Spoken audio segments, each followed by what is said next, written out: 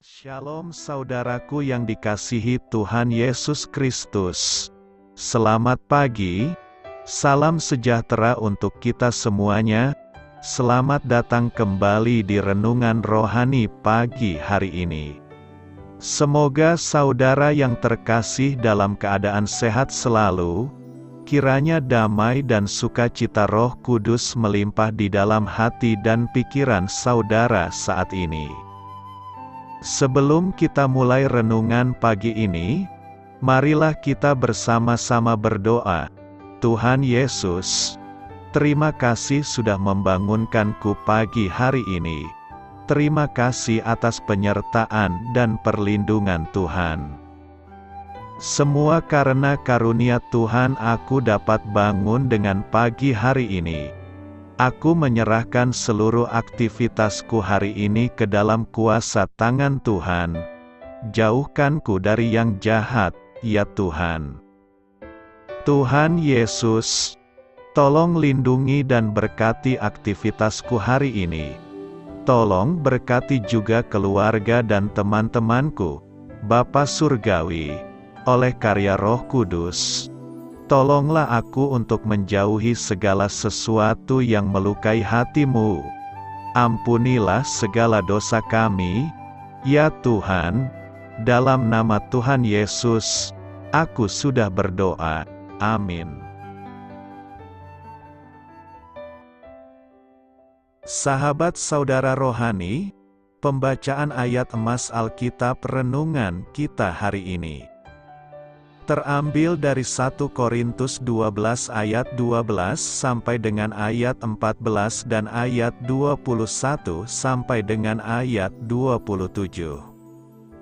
Karena sama seperti tubuh itu satu dan anggota-anggotanya banyak, dan segala anggota itu, sekalipun banyak, merupakan satu tubuh, demikian pula Kristus.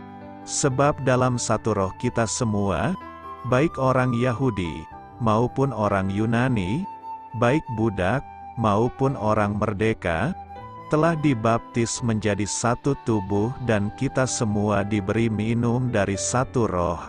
Karena tubuh juga tidak terdiri dari satu anggota, tetapi atas banyak anggota. Jadi mata tidak dapat berkata kepada tangan, "Aku tidak membutuhkan engkau," dan kepala tidak dapat berkata kepada kaki, "Aku tidak membutuhkan engkau." Malahan justru anggota-anggota tubuh yang nampaknya paling lemah, yang paling dibutuhkan, dan kepada anggota-anggota tubuh yang menurut pemandangan kita kurang terhormat, kita berikan penghormatan khusus. Dan terhadap anggota-anggota kita yang tidak elok, kita berikan perhatian khusus. Hal itu tidak dibutuhkan oleh anggota-anggota kita yang elok. Allah telah menyusun tubuh kita begitu rupa, sehingga kepada anggota-anggota yang tidak mulia diberikan penghormatan khusus, supaya jangan terjadi perpecahan dalam tubuh, tetapi supaya anggota-anggota yang berbeda itu saling memperhatikan. Karena itu jika satu anggota menderita, semua anggota turut menderita. Jika satu anggota dihormati, semua anggota turut bersukacita. Kamu semua adalah tubuh Kristus dan kamu masing-masing adalah anggotanya. 1 Korintus 12 ayat 12 sampai dengan ayat 14 dan ayat 21 sampai dengan ayat 27. Inti dari ayat emas renungan kita adalah, malahan justru anggota-anggota tubuh yang nampaknya paling lemah, yang paling dibutuhkan. Mari kita mulai renungan pagi kita. Judul renungan kita hari ini adalah Pekerja di Dek Bawah, ditulis oleh Sheridan Voysey. Mari kita mulai kisah inspiratif. Seorang teman saya bekerja di rumah sakit apung bernama Afrika Mercy yang menyediakan layanan kesehatan cuma-cuma di berbagai negara berkembang. Setiap harinya, para staf melayani ratusan pasien yang tidak akan terobati tanpa layanan mereka. Kru TV yang secara berkala mengikuti perjalanan kapal ini biasanya mengarahkan kamera mereka ke para tenaga medis luar biasa yang melakukan operasi pada langit-langit mulut dan memperbaiki kaki pengkor. Meski demikian, terkadang kru tersebut mewawancarai awak kapal lainnya di dek bawah, tempat mereka melakukan pekerjaan-pekerjaan yang jarang disorot. Mick, seorang ahli mesin, mengaku kaget saat mengetahui penugasannya, yaitu di area pembuangan limbah kapal tersebut, mengingat limbah yang dihasilkan setiap harinya mencapai 40.000 liter. Pengelolaan bahan beracun itu pun menjadi tugas yang penting. Tanpa Mick yang memelihara pipa dan pompa pembuangannya, operasi medis yang dilakukan Afrika Mercy tidak akan dapat dijalankan. Orang cenderung memuji mereka yang melayani di dek atas, dan melupakan pekerjaan yang dilakukan di dek bawah. Ketika jemaat di Korintus meninggikan orang-orang yang memiliki karunia luar biasa, Paulus mengingatkan mereka bahwa setiap orang percaya mempunyai peranan dalam karya Kristus. 1 Korintus 12 ayat 7 sampai dengan ayat 20. Setiap karunia bernilai penting, baik karunia menyembuhkan maupun karunia untuk menolong orang lain. Bahkan, semakin tidak menonjol peranannya, semakin besar penghormatan yang layak diterimanya. Apakah Anda pekerja di dek bawah? Kiranya Anda berbesar hati, karena pekerjaan Anda dihargai oleh Allah dan sangat dibutuhkan bagi kita semua. Marilah kita renungkan di dalam hati kita, apa akibatnya ketika Anda membanding-bandingkan karunia Anda dengan karunia orang lain?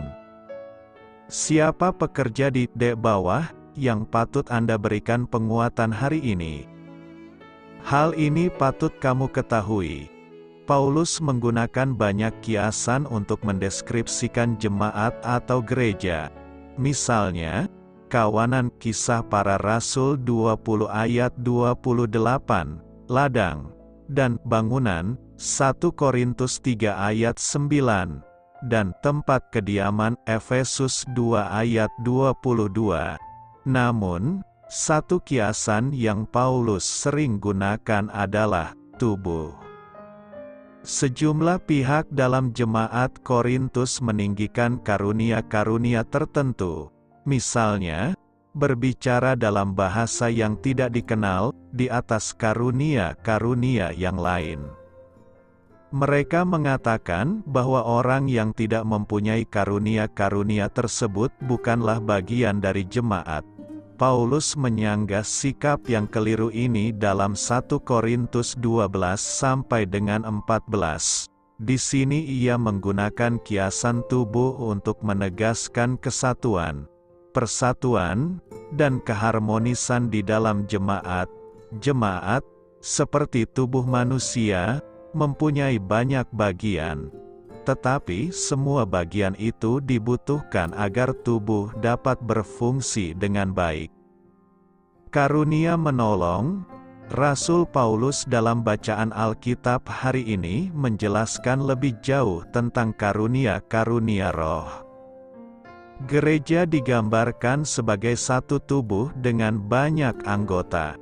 Setiap anggota gereja merupakan anggota tubuh yang memiliki fungsi dan peranan khusus. Tidak ada anggota tubuh yang lebih penting atau yang kurang penting. Berdasarkan kreativitas Allah, setiap anggota tubuh diciptakan berbeda-beda dalam keadaan saling bergantung dan saling membutuhkan. Anggota tubuh yang kelihatan mulia seperti kepala tidak boleh membanggakan diri karena ia menjadi kepala berdasarkan anugerah Allah, bukan karena usahanya sendiri. Anggota tubuh yang kelihatan rendah, seperti kaki pun tidak perlu malu karena kaki menjalankan fungsi yang sangat diperlukan oleh seluruh anggota tubuh.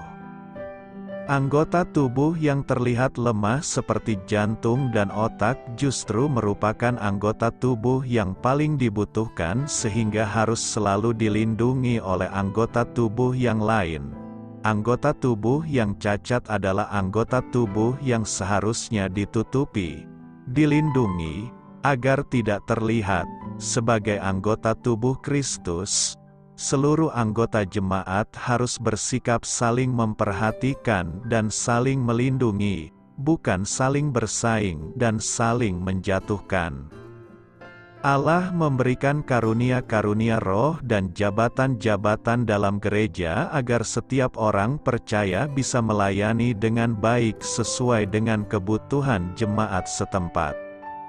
Salah satu karunia yang disebutkan dalam bacaan Alkitab hari ini adalah karunia untuk melayani. Dalam Alkitab bahasa Indonesia sehari-hari, karunia ini disebut sebagai karunia menolong orang lain atau bisa kita sebut sebagai karunia membantu. Walaupun kelihatan sepele, karunia membantu sangat diperlukan dalam kehidupan bergereja. Orang-orang yang memiliki karunia membantu biasanya merupakan orang-orang yang sigap, peka, rajin, bersemangat, dan dapat diandalkan. Tanpa selalu disadari, mereka telah membantu para pemimpin gereja, sehingga berbagai pelayanan dalam skala besar berhasil dilaksanakan dengan hasil yang baik. Orang-orang seperti itu biasanya tidak menuntut penghargaan dan telah sangat puas bila dapat membantu dari balik layar. Hal-hal sepele yang mereka lakukan, yang tak selalu diperhatikan, telah menjadi berkat bagi jemaat. Gereja harus memperhatikan dan menghargai orang-orang seperti itu. Hal apakah dalam kehidupan ini yang bermanfaat secara kekal? Hal-hal dalam kehidupan ini yang bermanfaat secara kekal adalah hal-hal yang bersifat abadi. Kehidupan dalam dunia ini hanya sementara, bukan selamanya, sehingga bagian kehidupan yang bernilai kekal adalah hal-hal yang mampu bertahan selamanya. Sudah jelas yang terpenting dalam kehidupan di dunia ini yang bermanfaat secara kekal adalah hubungan dengan Yesus Kristus. Karena pemberian anugerah kehidupan kekal secara cuma-cuma hanya diperoleh melalui iman di dalam Dia. Yesus berkata, "Akulah jalan dan kebenaran dan hidup. Tidak ada seorang pun yang datang kepada Bapa, kalau tidak melalui Aku." Semua orang akan tinggal selamanya di sebuah tempat, baik Kristen maupun non-Kristen. Akan tetapi selain di surga dengan Kristus hanya tersisa satu tempat lain di mana pendiamnya yang menolak Kristus dihukum secara abadi. Mengenai hal-hal materi yang ditawarkan dunia ini, yang dikejar-kejar oleh banyak orang, Yesus menghimbau supaya kita tidak menyimpan harta benda duniawi yang dapat hancur atau dicuri. Kenyataannya, kita tidak membawa apapun ke dalam dunia ini, dan kita tak mampu membawa keluar benda apapun dari dunia ini. Namun seringkali pokok kepercayaan Kristen kita sering diabaikan dalam mengejar kenyamanan dan kesuksesan materi, dan di tengah pengejaran hal-hal ini kita sering melupakan Allah. Musa membahas kecenderungan ini sekitar 3.500 tahun yang lalu ketika umat Israel hendak memasuki tanah perjanjian.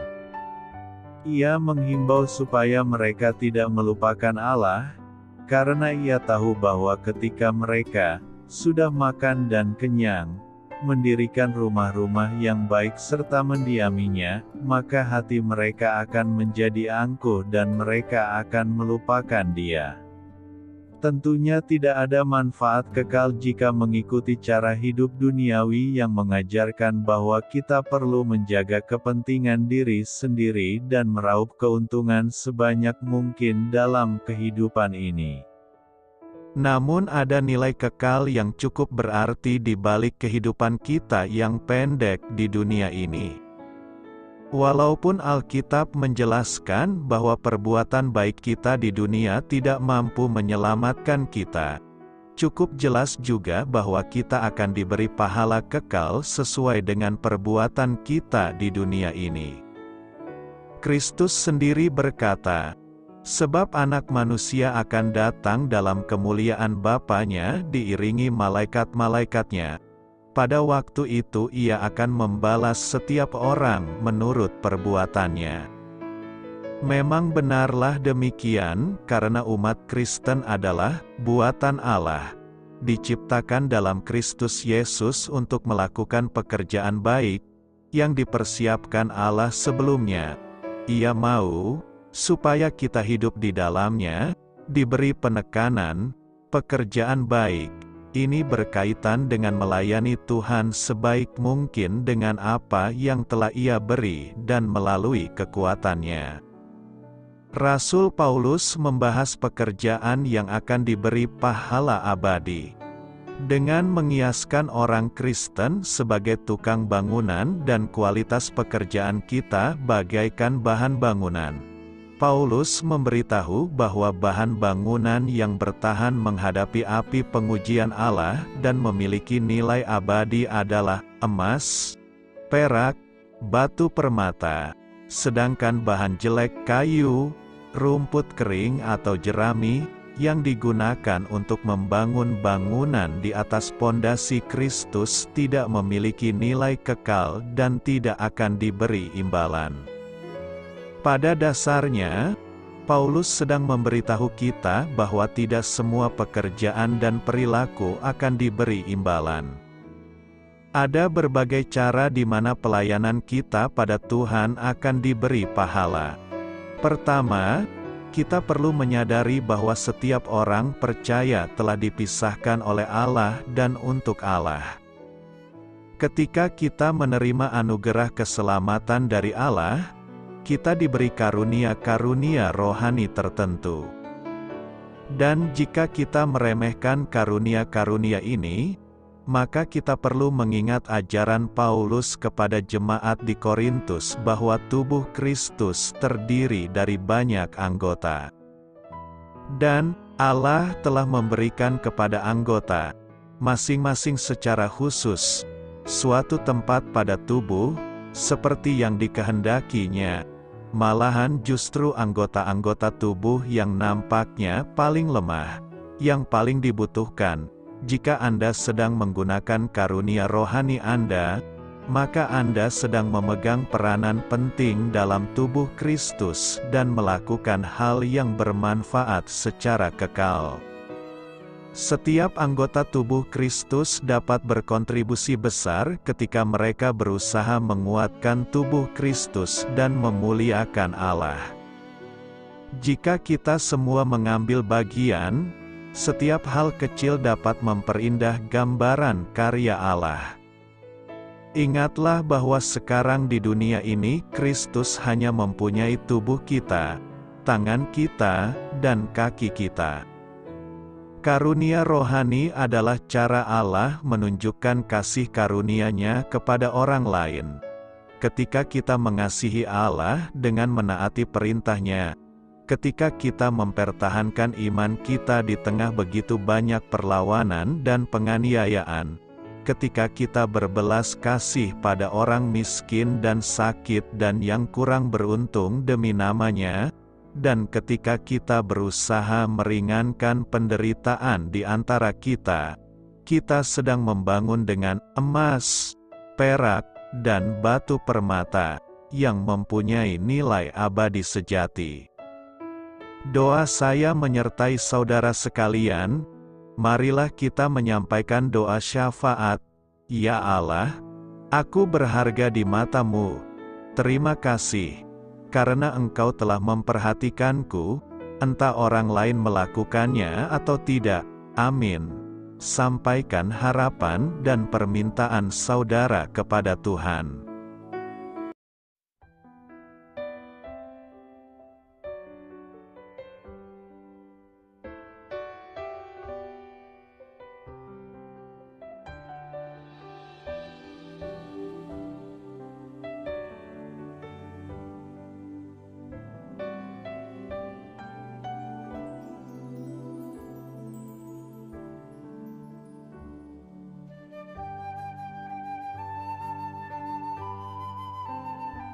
Marilah kita renungkan sahabat saudara rohani.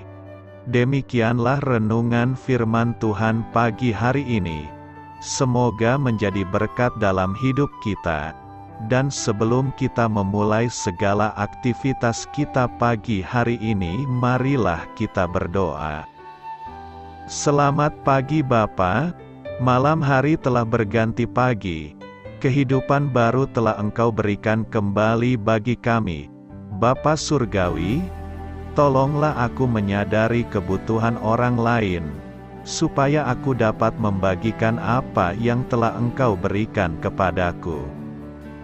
Pada saat aku membutuhkan, berilah aku keyakinan bahwa Engkau akan mencukupkanku, melalui orang-orang yang mengasihi-Mu, bukan karena kami pantas atau layak, namun karena kasih karunia-Mu kami boleh ada, sebagaimana kami ada di pagi hari ini. Terima kasih Tuhan, atas kesempatan baru yang telah Tuhan berikan kepada kami, untuk bisa memperbaiki diri agar kami bisa lebih layak di hadapan-Mu.